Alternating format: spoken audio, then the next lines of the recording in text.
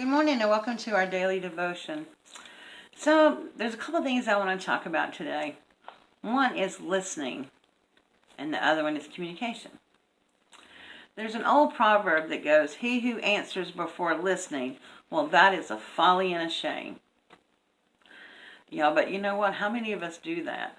How many of us sit there while we're with somebody else and they're talking? We can't wait for them to close their mouth just so that we can jump right on in there with our infinite wisdom on whatever subject that we're talking about.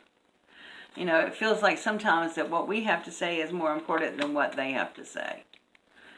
Listening is a vital skill that all of us need to practice more often sometimes, I think.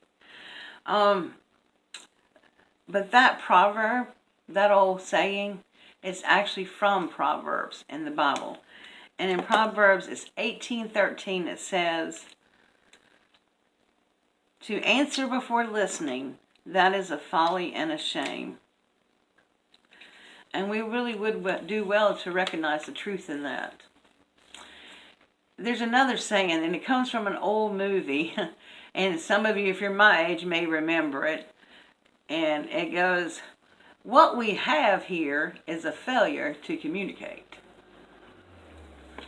Well, did you know that most of the failure to communicate has to do with listening? All our problems, basically, if not all, I would say most of our problems with communication is the result of people failing to listen.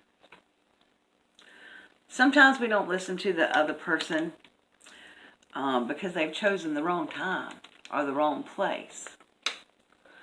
And sometimes, you know, we do that often. We want somebody to listen to us, but then we pick the wrong time to talk to them about it. Look, it's futile and a waste of time, basically, if you're married, to talk to your husband while he's in the middle of a sports game. He is not going to listen to you. And if your kid just woke up out of the bed and they're still half asleep, it's probably not a good time to start an in-depth conversation. They're probably not going to listen. But we all need to learn to listen. We have to listen to hear what God tells us.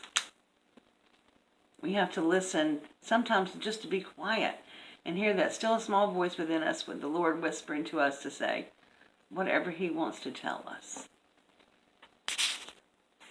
James wrote, "My dear brothers, take note of this.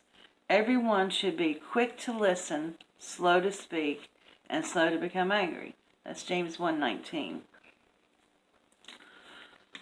Truly listening to your spouse or your children or your boss or your co-workers, your friends, is probably one of the best gifts you can give to anybody. Listening says, "I care about you." It says, "I want to understand you." Listening is the most important part of communication that we can give to anybody.